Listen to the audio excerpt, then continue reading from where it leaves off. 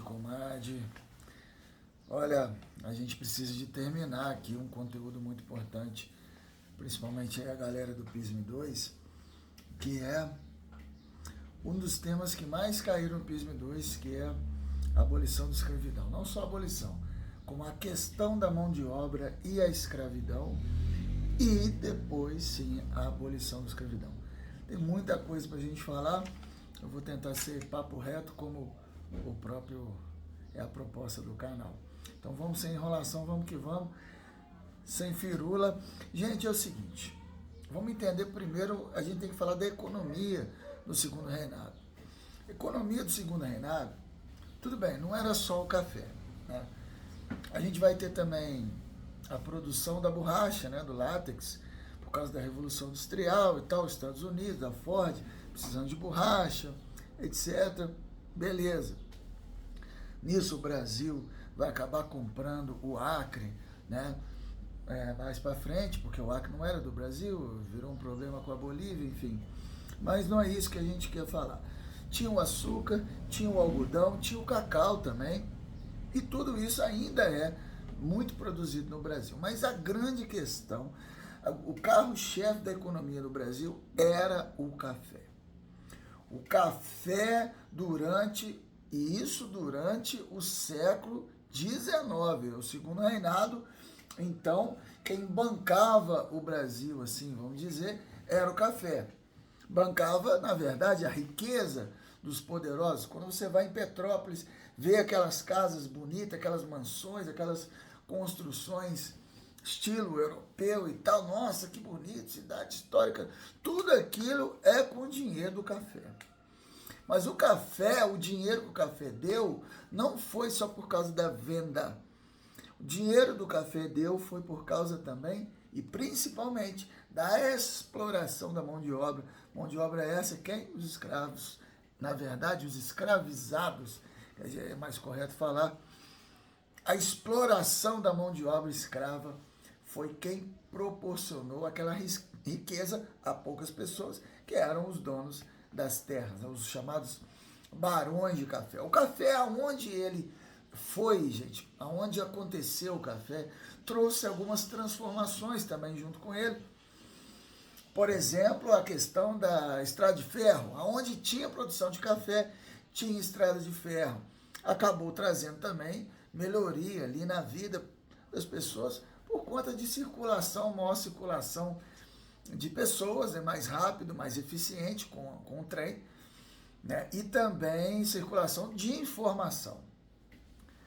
Então o café trouxe mudanças, já até caiu isso uma vez no PISM, sobre essas mudanças que o café trouxe. O café trouxe mudanças, transformações econômicas e também sociais, por conta, né, onde tinha o café, era de certa forma, trazia um certo progresso, mas também tinha a exploração dos escravizados, né? Gente, o Brasil mandava café principalmente para os Estados Unidos e para a França, né? Os Estados Unidos estavam com problema, por quê? Os Estados Unidos estavam fazendo boicote ao chá inglês, né? Naquela negócio de guerra de secessão, depois que vai acontecer e tal.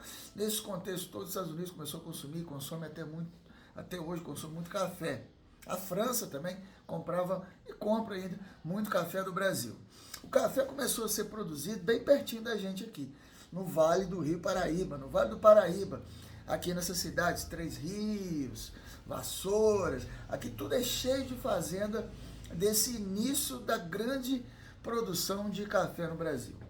Só que depois o café teve que ir lá para o final da segunda metade do século XIX, foi para o Oeste Paulista, o Oeste Paulista da terra roxa, né, da terra boa e tal. Isso porque, gente, o café ele é uma plantinha que desgasta muito o solo.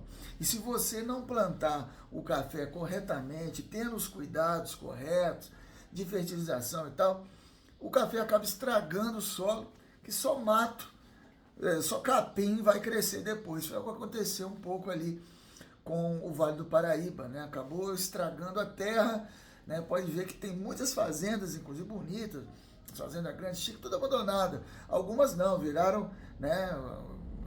Reformaram, cena para novela e tal, cenário para novela, beleza. Né? E o café, ele era então plantado no padrão açúcar, né? Que era o quê? Escravidão e latifúndio.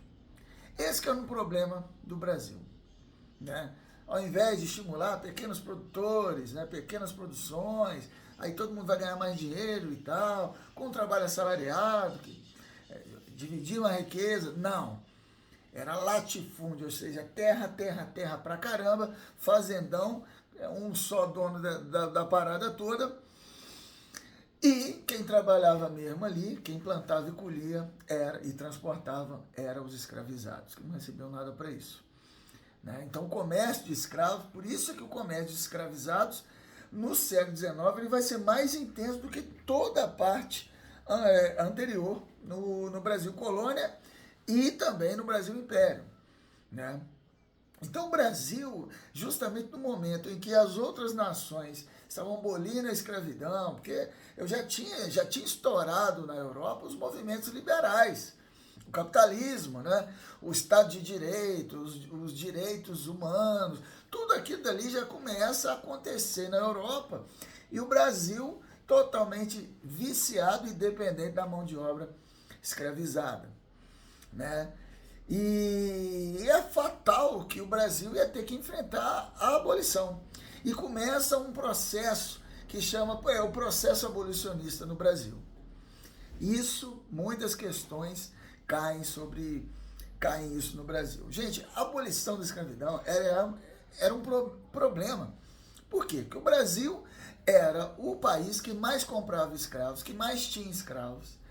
As potências pressionavam o Brasil para abolir a escravidão, muito visando também mercado consumidor, muito também por questão religiosa na época, etc, etc e tal, havia uma pressão externa muito forte. Só que aqui no Brasil, quem mandava não era tanto assim o Dom Pedro II, quem mandava eram os donos de terra, e os donos de terra eram os homens ricos, e os homens ricos eram os cafeicultores, e os cafeicultores eram os donos de escravos. Então eles não querem abrir mão da escravidão, eles até abririam mão da escravidão, desde que eles fossem ressarcidos, ou seja, eles fossem indenizados por essa propriedade que eles compraram, que era o escravizado. Por mais desumano que seja, eles compraram, eles têm que receber, né? E o Brasil, e o governo brasileiro, não tinha como indenizar tanta gente, porque era muito escravizado. Gente, pra você ter ideia, em média, numa fazenda tinha 100 escravizados, em média. Muita fazenda tinha mais, algumas tinha menos, mas em média era 100.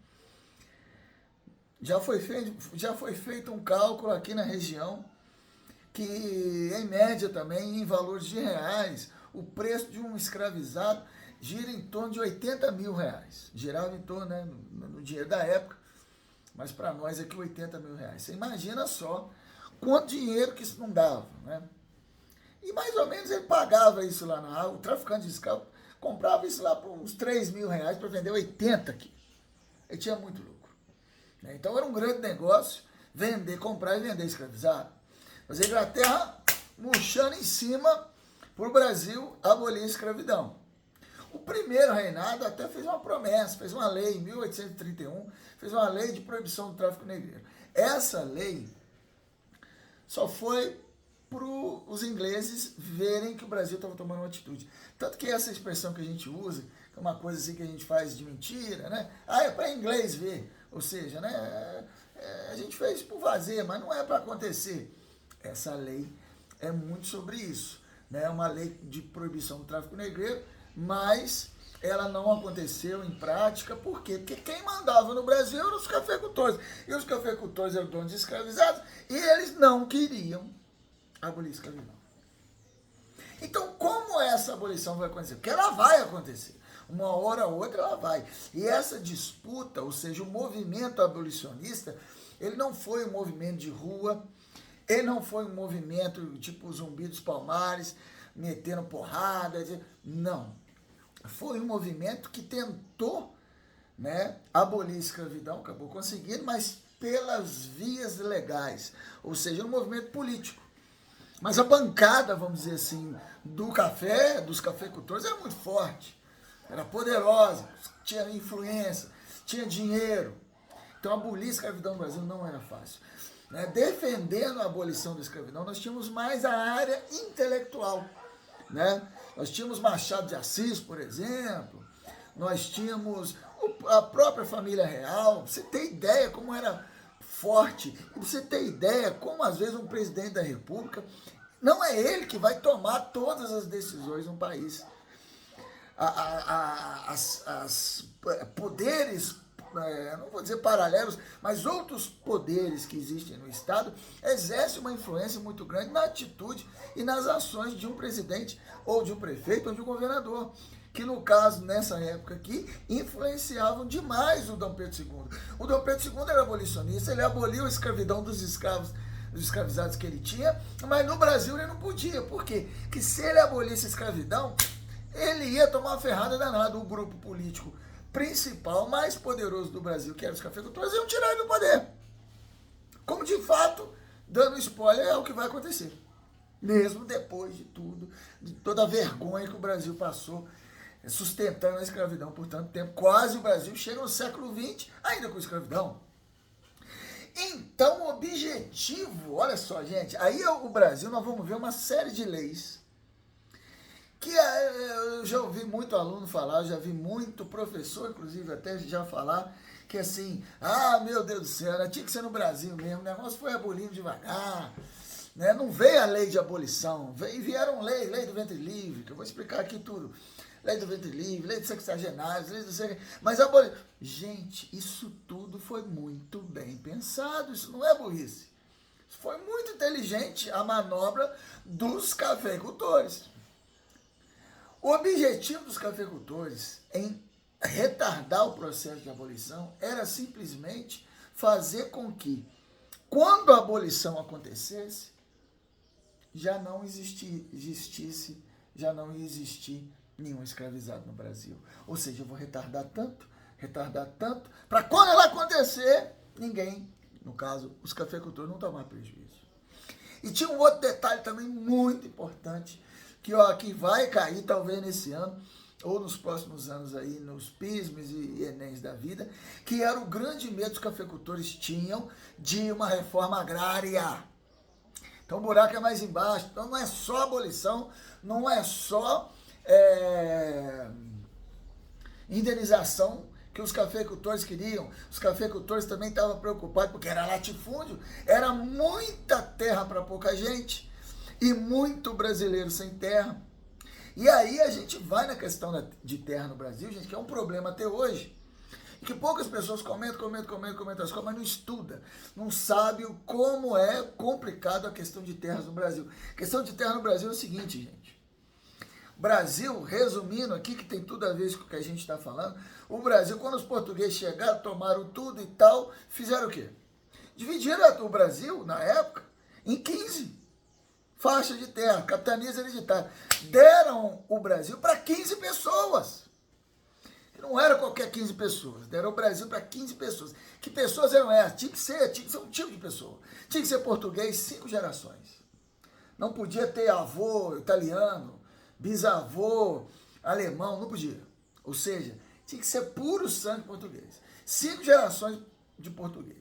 O cara, é lógico, tinha que ser branco, ele tinha que ser católico e tinha que ter um bom relacionamento com o rei de Portugal. Era muito difícil. Então foram caras escolhidos a dele. Tinha que ser homem, né? Nenhuma capitania hereditária foi para a mão de uma mulher. Diga-se de passagem. Então, o Brasil era de 15 pessoas. E essa parada de capitania hereditária, ela durou desde os anos do século XVI no Brasil até o século XIX. A questão de terras no Brasil não era regularizada. O Brasil ficou independente de Portugal e as terras ainda eram de propriedade dos mesmos donatários, os donos das capitanias hereditárias, ou dos sesmeiros, ou seja, pessoas que recebiam as terras por direito da mão desses donatários, mas que também não dava terra para qualquer um. Também dava terra para quem era homem, para quem era branco, para quem era católico, etc. Ou seja, terra no Brasil desde o início da colonização até depois do Brasil independente, já no século XIX, quase na nossa época, no século XX, eu nasci no século XX, quase na nossa época, a questão de terra no Brasil era simplesmente assim. O Brasil tinha dono, e os donos eram poucos, e os donos eram todos brancos, e os donos eram católicos. Isso que eu estou falando, isso é um problema, porque o acesso à terra no Brasil era muito restrito. O acesso à política também, ou seja, porque o acesso à terra era o dinheiro. Quem era rico era quem tinha terra no Brasil. Então os homens que têm dinheiro são os homens que têm terra. E os homens que têm dinheiro, que são os homens que têm terra, são os homens que têm os escravizados. Então é eles que vão mandar no Brasil. Por isso eles tramaram esse retardamento da escravidão. Por isso que os resquícios da escravidão é tão forte ainda no Brasil, com todas as representações de poder e domínio, né, ainda aí persistente no Brasil. Então, a bancada, vamos chamar assim, a bancada dos cafeicultores retardavam o máximo possível essa abolição da escravidão. Retardaram. Para quando chegasse a hora de abolir, já não ter mais nenhum escravizado. E outra, evitar um processo de reforma agrária, porque o justo seria isso. E o Dom Pedro II, olha só o que o Dom Pedro vai fazer, cara. O Dom Pedro vacilou. O Dom Pedro II vai me fazer a lei de terras. A lei de terras foi bravo para o Brasil. A lei de terra era simples, porque precisava de regulamentar a questão da terra no Brasil. Aí o Dom Pedro falou, então tá bom, vamos regulamentar, porque tá uma vergonha isso aqui. As terras estão distribuídas aí como na época do Brasil colônia. Vou regulamentar. Agora é o seguinte, vai ser dono da terra quem tem dinheiro para comprar. Putz, quem tem dinheiro para comprar, gente, que comédia foi essa lei. Essa lei foi totalmente para beneficiar os próprios cafeicultores. Por quê? Quem tem dinheiro para comprar terra nessa época no Brasil? Século XIX. Os mesmos caras que já eram donos delas. Então a lei de terras no Brasil, ela consagrou, ela deu legalidade a uma coisa absurda que tinha no Brasil, que era o latifúndio. Um país tão grande, com tanta terra cultivável, mas com tão pouca gente dona dessas terras. Pra você ter ideia, os Estados Unidos fez diferente com o Oeste, né? O Abraham Lincoln, o presidente dos Estados Unidos, não era comunista. Ele fez o quê? Uma reforma agrária. O que ele fez? Quem quiser terra no Oeste, é só ir para lá, para o Oeste, tomar posse da terra e não usar mão de obra escrava.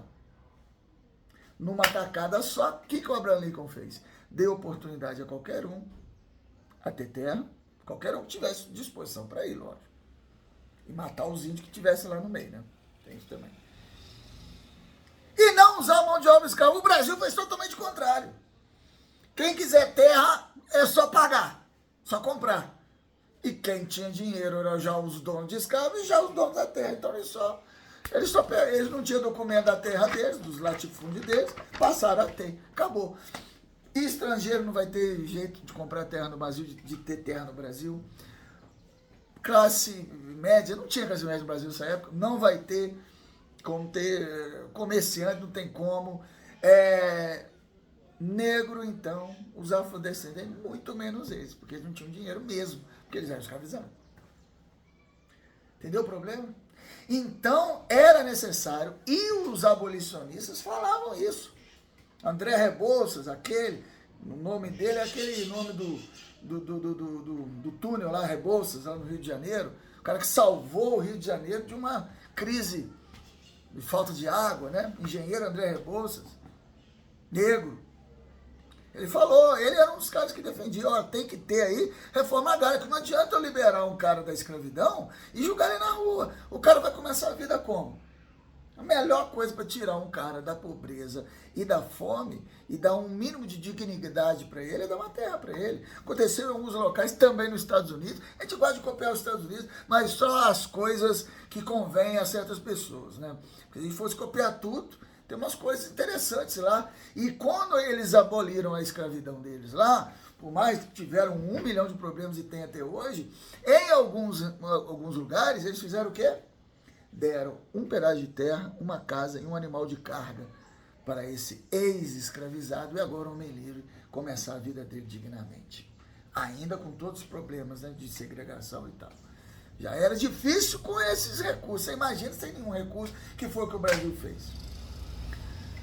Vamos lá. Entenderam, gente? Então, o dono de escravo, que era o dono de terra, que era o dono do dinheiro, ele não queria abolir a escravidão, porque ele não ia ser ressarcido, indenizado pelo Estado, e ele talvez ia perder algumas terras improdutivas que ele tinha. Lotado de terras improdutivas, e até hoje é assim.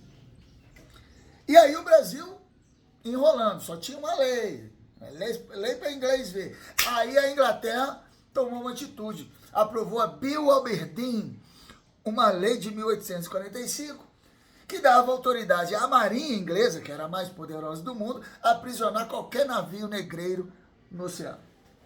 Ah, Tiago, mas olha o tamanho do oceano, os caras nem tinham computador. Gente, existem rotas marítimas. Não adianta você navegar em qualquer lugar. Existe, igual no filme do Nemo, né, com a tartaruga. Ei, cara, beleza. Ela pega como se fosse um jato de água dentro da água. É mais ou menos isso. Você tem umas rotas.